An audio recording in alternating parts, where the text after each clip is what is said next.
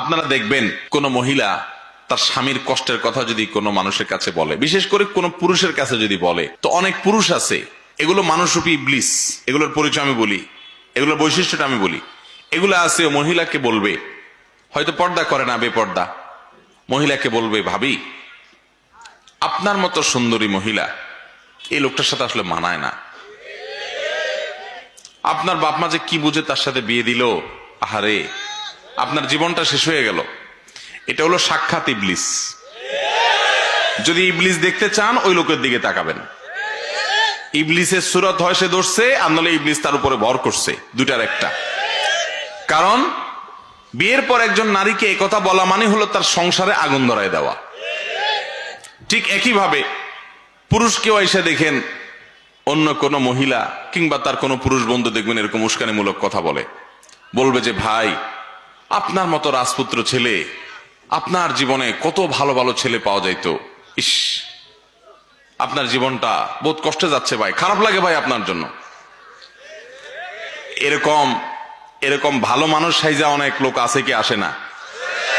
আপনি বুঝবেন যে এটা এক নম্বরের ইবলিস।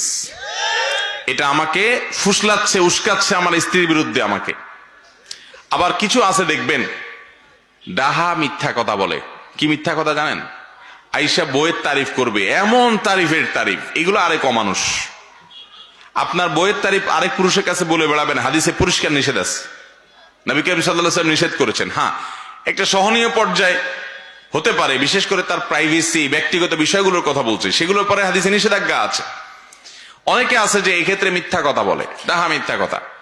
যা দেখেন বাসায় বউর সাথে সারাদিন চুলাচুলি চলে, হাতাহাতি চলে, ইউক্রেন রাশিয়ার যুদ্ধ চলে, কিন্তু অফিসে আইসা কলিগের সাথে, সহকর্মীর সাথে গাল গল্প দেয়, জানোস না দোস্ত আমার বউটা, আরে বাপরে বাপ আমার যা কেয়ার করে। ডাহা মিথ্যা কথা।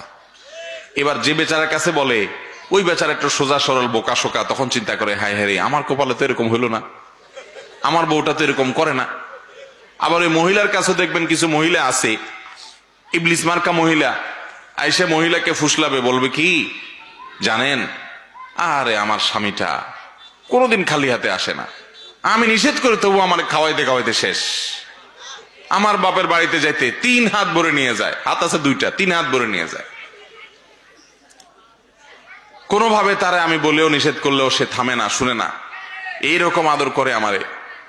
তখনই বেচারা চিন্তা করে হায় হায় রে আমি তো একটা অমানুষের ঘর করতেছি। তাহলে ভাইরা আমার, নবী করিম সাল্লাল্লাহু আলাইহি সাল্লামের সাথে যদি স্ত্রীর উম্মুল মুমিনিন ওয়া আজওয়াজুহু উম্মাহাতুকুম, কোরআনে আল্লাহ বলেছেন নবীর স্ত্রীগণ আমাদের কি মা, তাদের সাথে যদি নবী সাল্লাল্লাহু আলাইহি সাল্লামের টুনটান বোঝাপড়ার গরমিল হয়, মান অভিমান হয়, তাহলে আমাদের জীবনে এটা হতে পারে কি পারে না?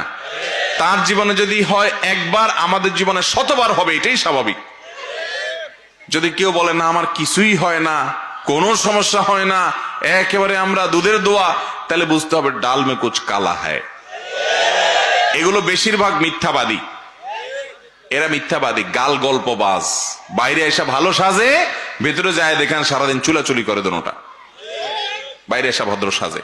অনেক বোকাশোকা স্বামী আছে, অনেক বোকাশোকা স্ত্রী আছে, এগুলো না বুঝেই ফাঁদে পা দিয়ে দেয়, মনে করে হায় হায় রে এলে আমি অমানুষের সাথে জীবনটা কাটাই দিলাম।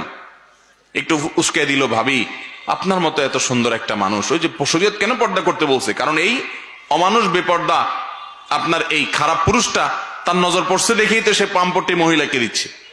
এই মহিলাকে পামপট্টি দিয়ে বলবে ভাবি আপনার মতো এরকম সুদর্শন একজন নারী, আহারে এই অমানুষ আপনার কদর করতে পারলো না, আপনার রূপ লাবণ্যের মূল্য সে কোত্থেকে দিবে ভাবি। মনে রাখবেন সাক্ষাৎ ইবলিস এই লোক, সাক্ষাৎ ইবলিস।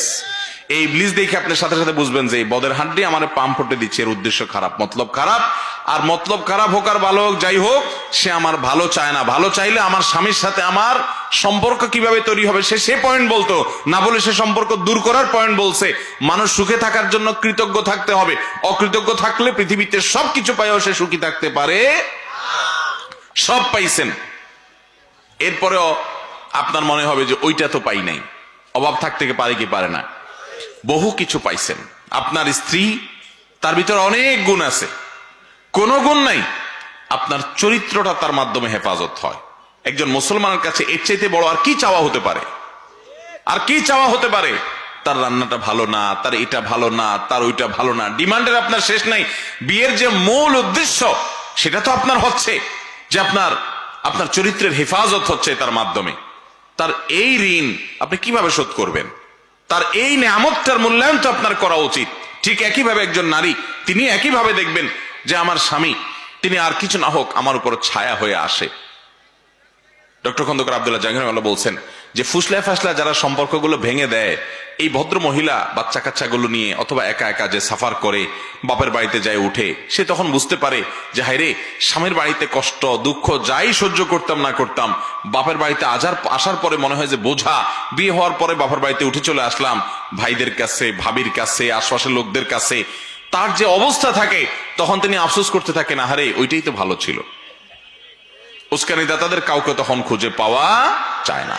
এই জন্য ভাইরা আমার, দাম্পত্য জীবনে অশান্তির মূল এবং প্রধান কারণ হলো এইটা যে আমাদের মধ্যে সবরও নাই, শকরও।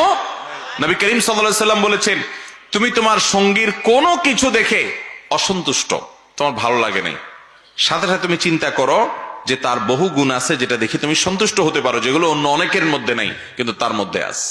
তাহলে দেখবা তোমার সে কষ্ট কি হয়ে যাবে, দূর হয়ে যাবে।